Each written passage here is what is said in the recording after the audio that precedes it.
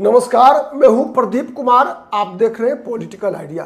Political idea के आज के इस विशेष अंक में आप सभी दर्शकों का बहुत बहुत स्वागत है। मित्रों, दिन था 25 जुलाई, साल था 1997।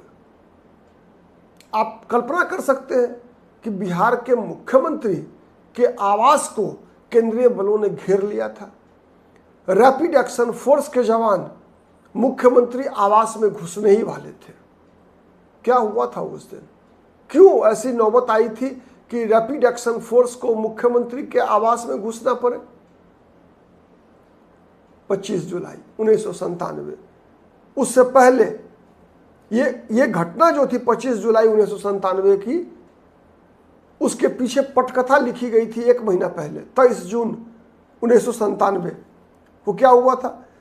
सीबीआई ने चारा घोटाला मामले में चार्जशीट दाखिल कर दी थी लालू प्रसाद यादव के खिलाफ 23 जून 1997 को, और 24 जुलाई को लालू प्रसाद यादव की अग्रिम जमानत की याचिका खारिज हो गई थी। 23 जून को चार्जशीट दाखिल हुई किया सीबीआई ने, और 24 जुलाई को लालू यादव की अग्रिम जमानत की याचिका खारिज हो गई। मतलब अग्रिम जमानत किया, मतलब यह हुआ कि सीबीआई कभी भी गिरफ्तार कर सकती थी। लेकिन किसको पता था कि वो दिन अगला ही दिन होना है, 25 जुलाई 1997। सुबह सुबह रैपिड एक्शन फोर्स ने मुख्यमंत्री आवास को घेर लिया। राज्यपाल को जानकारी मिली, और पता है आपको सरकार किसकी थी? किसके अधीन रैपिड एक्शन फोर्स केंद्रीय बल काम कर रहा था? उस प्रधानमंत्री के अधीन, जिसे प्रधानमंत्री बनवाने में लालू प्रसाद यादव की सबसे बड़ी भूमिका थी, इंद्र कुमार गुजराल। सरकार किसकी थी? जनता दल की। उसी दल की सरकार थी जिस दल के अध्यक्ष लालू प्रसाद यादव थे। जनता दल के अध्यक्ष लालू प्रसाद यादव, चारा घोटाला के मुख्य अभियुक्त। जमानत किया, अग्रिम जमानत रद्द हो चुकी थी। सीबीआई गिरफ्तार करने जा रही थी। केंद्रीय बलों ने घेर लिया था मुख्यमंत्री आवास को। सुबह सुबह बिहार के राज्यपाल AR किदवई ने लालू प्रसाद यादव को फोन किया, कहा इस्तीफा दे दीजिए। अगर आपने इस्तीफा नहीं दिया तो मुझे राष्ट्रपति शासन लागू करना होगा। फिर भी लालू प्रसाद यादव तैयार नहीं थे। उनको उम्मीद थी कि प्रधानमंत्री, जिनको लालू प्रसाद यादव ने प्रधानमंत्री बनाया इंद्र कुमार गुजराल को, ऐसा नहीं होने देंगे। किसी भी कीमत पर लालू प्रसाद यादव की सरकार को बर्खास्त नहीं करने देंगे। दूसरा एक और भरोसा था लालू प्रसाद यादव को, क्योंकि जिस पार्टी के समर्थन पर इंद्र कुमार गुजराल की अल्पमत सरकार चल रही थी, वो पार्टी कौन थी? कांग्रेस पार्टी। राष्ट्रीय अध्यक्ष कौन थे कांग्रेस पार्टी के? सीताराम केसरी, बिहार के ही रहने वाले, पटना के रहने वाले सीताराम केसरी ही कांग्रेस के राष्ट्रीय अध्यक्ष हुआ करते थे उन दिनों। लालू प्रसाद निश्चिंत थे।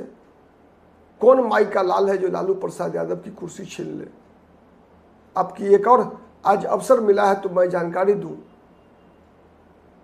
91 से लेकर जब तक लालू प्रसाद यादव मुख्यमंत्री रहे 97 तक, 25 जुलाई 1997 तक, किसी भी सभा में लालू प्रसाद यादव के मंच पर एक ही कुर्सी लगा करती थी, और उस पर अकेले लालू प्रसाद यादव बैठा करते थे।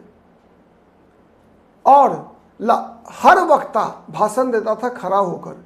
लालू प्रसाद यादव कुर्सी पर बैठकर ही भाषण दिया करते थे, और कहा करते थे कि मैं कुर्सी पर इसलिए नहीं खड़ा होता हूं क्योंकि मैं जहां खड़ा होऊंगा कई लोगों की नजर लगी हुई है मेरी कुर्सी पर, वो कुर्सी छीन लेगा मुझसे। लेकिन मैं तो कुर्सी छीनने नहीं दूंगा। मैं तो 20 साल तक लगातार राज करूंगा बिहार पर, और सबकी छाती पे मूंग दलकर राज करूंगा। लेकिन शायद होनी को लालू प्रसाद की बातें मंजूर नहीं थी।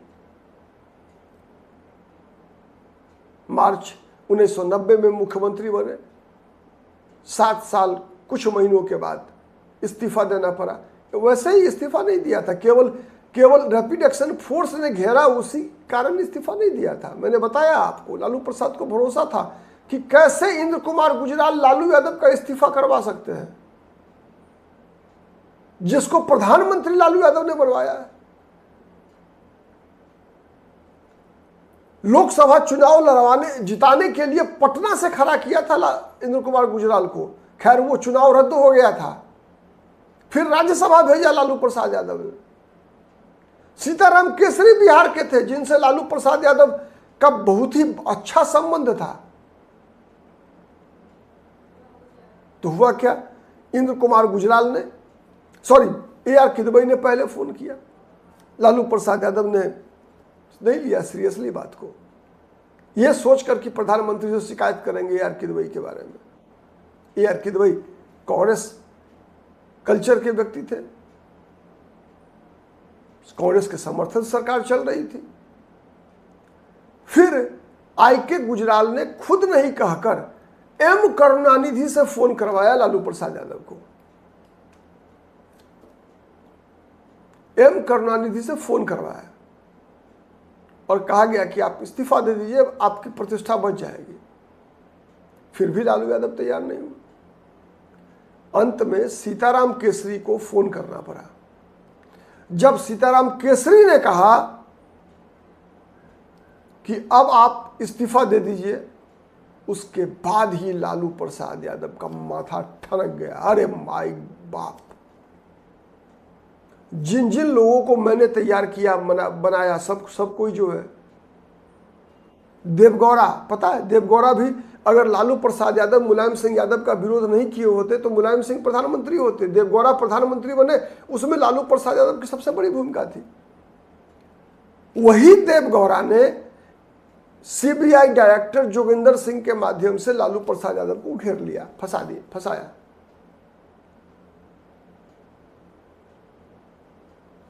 कोई मदद नहीं किया, न लालू, न HD देवगौड़ा, न इंद्र कुमार गुजराल, न सीताराम केसरी, कोई नहीं। अंत में क्या हुआ, अंत में दिन के 3 बजे लालू प्रसाद यादव पहुंचते हैं राजभवन, राज्यपाल को इस्तीफा देते हैं, साथ ही विधायक दल की बैठक बुला लेते हैं। और विधायक दल की बैठक बुलाने में नेता का चुनाव नहीं होता है, घोषणा होती है। लालू प्रसाद यादव घोषणा करते हैं कि मैंने राबड़ी देवी को विधायक दल का नया नेता चुना है। इस्तीफा हो जाता है। अंततः 30 तारीख को लालू प्रसाद यादव अदालत में जाकर सरेंडर कर देते हैं। स्पेशल कोर्ट के पास, CBI का स्पेशल कोर्ट में जाकर लालू प्रसाद यादव सरेंडर करते हैं। तो ये जो केंद्रीय बल ने मुख्यमंत्री आवास घेरा था, पूरी तैयारी थी कि यदि जरूरत पड़ेगी तो आर्मी, ये तो रैपिड एक्शन फोर्स वाले थे, आर्मी तक को अलर्ट पे रखा गया था, क्योंकि अंदेशा ऐसा था कि लालू प्रसाद यादव हो सकता है कि जनता को सड़क पे उतार दे। और इसकी पूर्व तैयारी और पूर्ण तैयारी पैरामिलिट्री फोर्सेज ने, CBI ने पहले से तैयारी रखी थी कि ऐसा कुछ भी होगा तो उसका मुकाबला किया जा सके।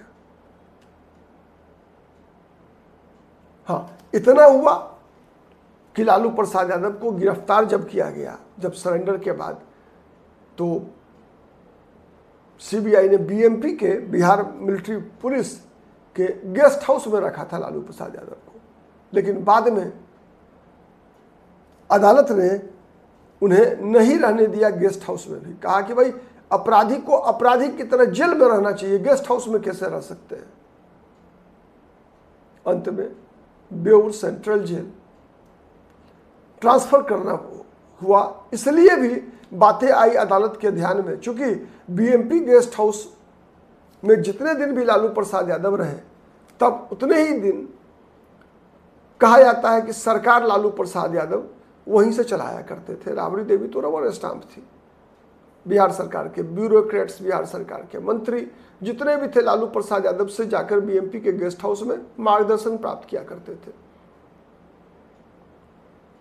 तो यही बिहार के राजनीतिक इतिहास में 1997 इसीलिए जाना जाएगा कि लालू प्रसाद यादव ने अपनी पार्टी का गठन किया, राष्ट्रीय जनता दल का गठन हुआ, लालू प्रसाद यादव ने इस्तीफा दिया, लालू प्रसाद यादव को जेल जाना पड़ा, राबड़ी देवी मुख्यमंत्री बनी। साथ ही इस बात के लिए, ये सब बातें तो छोटी हुई, लेकिन बड़ी बात जिसके लिए 1997 याद किया जाएगा कि मुख्यमंत्री आवास को केंद्रीय बलों ने कैसे घेर लिया था। आज के लिए इतना ही। बहुत बहुत धन्यवाद।